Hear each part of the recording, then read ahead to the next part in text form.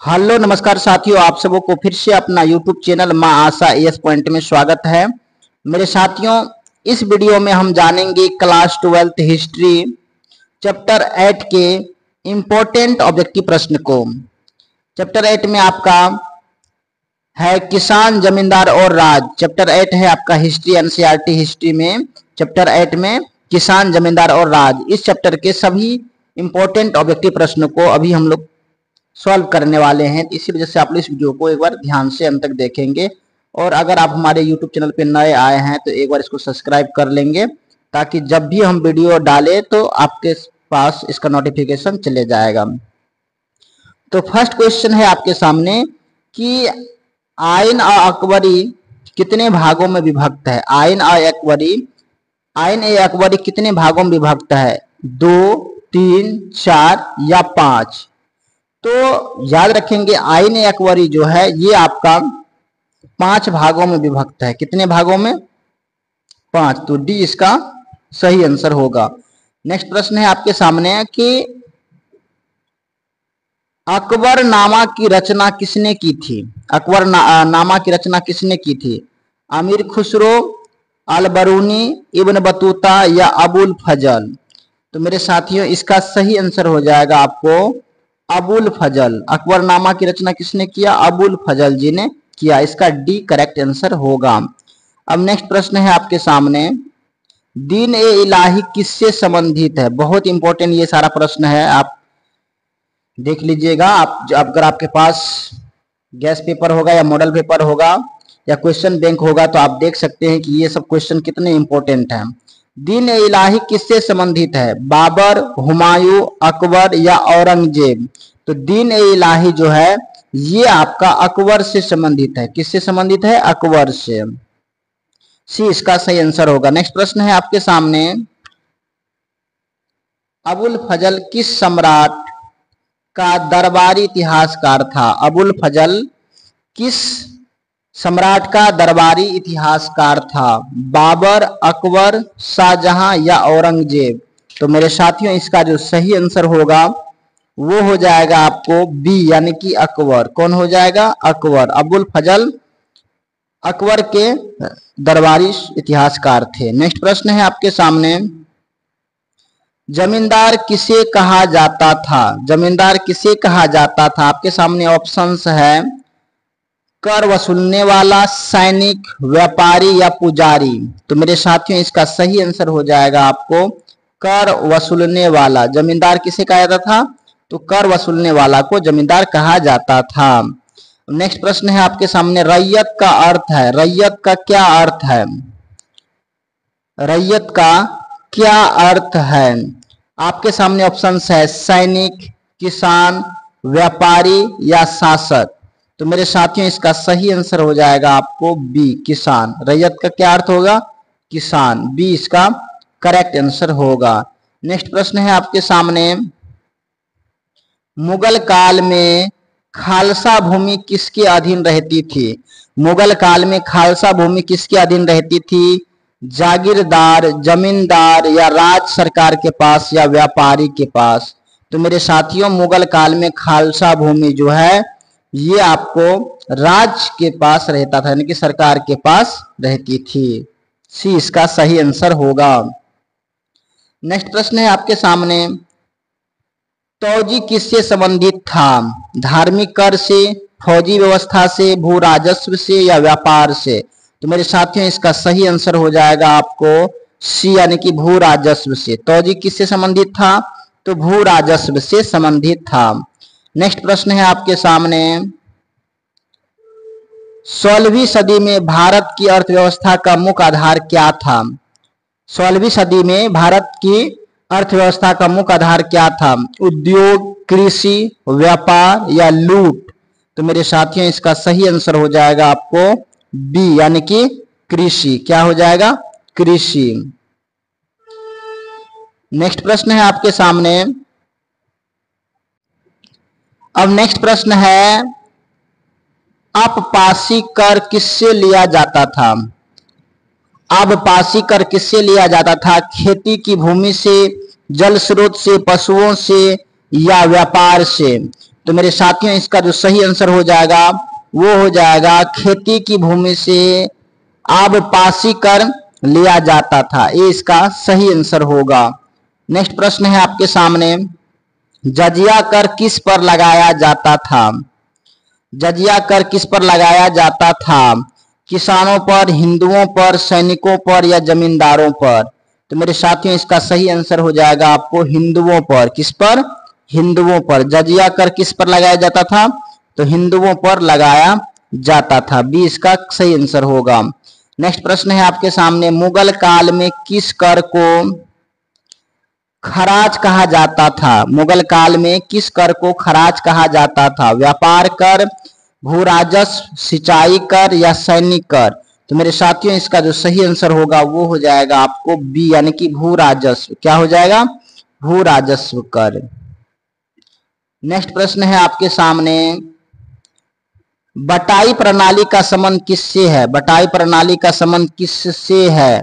फौजी व्यवस्था से, उपज का बंटवारा या व्यापार कर या पशुपालन? तो मेरे साथियों इसका सही आंसर हो जाएगा उपज का बंटवारा से। बटाई प्रणाली किससे संबंधित है? तो उपज का बंटवारा से। बी इसका करेक्ट आंसर होगा। नेक्स्ट प्रश्न है आपके सामने, अकबरनामा की भाषा क्या थी? अकबरनामा की भाषा क्या थी? संस्कृत, हिंदी, फारसी या अरबी? बहुत इंपॉर्टेंट प्रश्न है कि अकबरनामा की भाषा क्या थी? तो मेरे साथियों इसका सही आंसर हो जाएगा आपको फारसी। सी इसका राइट आंसर होगा।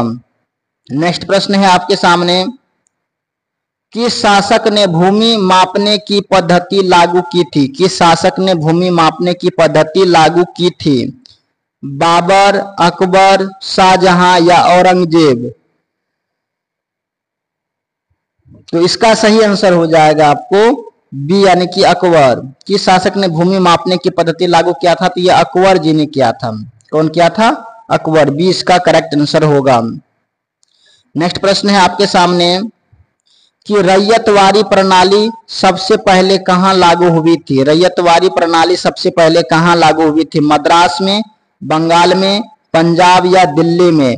तो मेरे साथियों इसका सही आंसर हो जाएगा आपको ए यानी कि मद्रास में। कहां पर? मद्रास में। ये इसका सही आंसर होगा।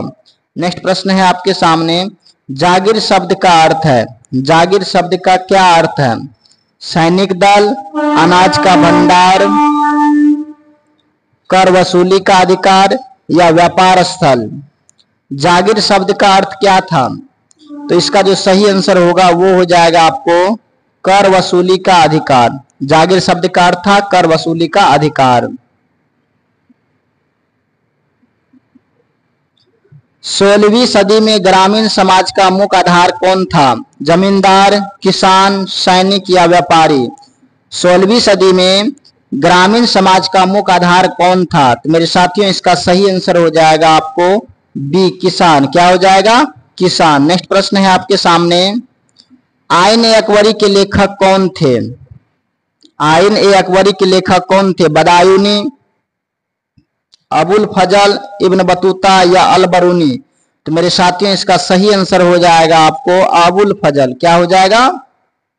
अबुल फजल। आइन ए अकबरी के लेखक कौन थे? अबुल फजल। बहुत इंपॉर्टेंट, कई बार ये क्वेश्चन पूछा गया है। नेक्स्ट प्रश्न है आपके सामने, करम शब्द का प्रयोग किस अर्थ में किया जाता था? करम शब्द का प्रयोग किस अर्थ में किया जाता था? व्यापार, कर, राजस्व, धर्म या उपज? तो मेरे साथियों इसका जो सही आंसर होगा वो हो जाएगा आपको बी यानी कि कर राजस्व। क्या हो जाएगा? कर राजस्व। नेक्स्ट प्रश्न है आपके सामने, मुगल काल में गांव की प्रधान संस्था कौन सी थी? मुगल काल में गांव की प्रधान संस्था कौन सी थी? पंचायत, जागीर, मनसब या दरबार? तो मेरे साथियों इसका सही आंसर हो जाएगा आपको पंचायत। क्या था? मुगल काल में गांव की प्रधान संस्था कौन थी? पंचायत थी। नेक्स्ट प्रश्न है आपके सामने, अकबर का राजस्व मंत्री कौन था? बहुत इंपॉर्टेंट है। अकबर का राजस्व मंत्री कौन था? अबुल फजल, टोडरमल, इब्न बतूता या बैराम खान? तो मेरे साथियों इसका सही आंसर हो जाएगा आपको टोडरमल। कौन हो जाएगा? टोडरमल। बी इसका करेक्ट आंसर होगा। नेक्स्ट प्रश्न है आपके सामने दहसाला यानी कि दहसाल पद्धति किससे संबंधित है? दहसाला पद्धति किससे संबंधित है? युद्ध से, राजस्व से, प्रशासन से या धर्म से? तो मेरे प्यारे साथियों इसका सही आंसर हो जाएगा आपको बी यानी कि राजस्व से। किससे? राजस्व से। दहसाला पद्धति राजस्व से संबंधित है। नेक्स्ट प्रश्न है आपके सामने, मुखिया किसे कहा जाता था? मुखिया किसे कहा जाता था? गांव का प्रधान, व्यापारी, सैनिक या पुजारी? मुखिया किसे कहा जाता था? तो इसका सही आंसर हो जाएगा आपको गांव का प्रधान को मुखिया कहा जाता था। ये इसका करेक्ट आंसर होगा। नेक्स्ट प्रश्न है आपके सामने, 16वीं-17वीं सदी में गांवों का मुख्य उत्पादन क्या था? 16वीं-17वीं शताब्दी में गांवों का मुख्य उत्पादन क्या था? हथियार, अनाज, वस्त्र या मसाले? तो मेरे साथियों इसका सही आंसर हो जाएगा आपको बी यानी कि अनाज। क्या हो जाएगा? बी अनाज हो जाएगा। नेक्स्ट प्रश्न है आपके सामने कि मनसबदारी प्रणाली किसने लागू की थी? मनसबदारी प्रणाली किसने लागू की थी? बाबर, हुमायूं, अकबर या औरंगजेब? तो मेरे साथियों इसका सही आंसर हो जाएगा आपको सी यानी कि अकबर ने लागू किया था। किसने? अकबर ने लागू किया था। नेक्स्ट प्रश्न है आपके सामने, मनसबदार को किससे आय प्राप्त होती थी? मनसबदार को किससे आय प्राप्त होती थी? व्यापार से, जागीर से, पुजारी दान से या गांव पंचायत से? मेरे साथियों इसका सही आंसर हो जाएगा आपको बी यानी कि जागीर से। किससे? जागीर से। नेक्स्ट प्रश्न है आपके सामने, पटवारी का मुख्य कार्य क्या था? कर वसूलना, भूमि का लेखा रखना, गांव का संचालन या सैनिक भर्ती? तो पटवारी का मुख्य कार्य था भूमि का लेखा रखना। भूमि का लेखा रखना, बी इसका करेक्ट आंसर होगा। नेक्स्ट प्रश्न है आपके सामने, मुगल काल में कृषि पर सबसे बड़ा कर कौन सा था? मुगल काल में कृषि पर सबसे बड़ा कर कौन सा था? जजिया, खालसा, भू राजस्व या लगान? तो मेरे साथियों इसका सही आंसर हो जाएगा आपको सी यानी कि भू राजस्व। क्या हो जाएगा? भू राजस्व। नेक्स्ट और अंतिम प्रश्न है आपके लिए, 17वीं सदी में भारतीय गांवों का स्वरूप कैसा था? 17वीं सदी में भारतीय गांवों का स्वरूप कैसा था? पूर्णतः आत्मनिर्भर, केवल व्यापारिक या केवल सैनिक या शहरीकृत? तो मेरे साथियों इसका सही आंसर क्या होगा आप हमें कमेंट में बताएंगे। बाकी ये वीडियो आपको कैसा लगा आप हमें जरूर बताएंगे। अगर आपको अच्छा लगा होगा तो प्लीज आप हमारे YouTube चैनल को भी सब्सक्राइब करेंगे, लाइक करेंगे और अपने दोस्तों को भी शेयर करेंगे। बाकी so thanks very much, all the best, have a nice day, जय हिंद।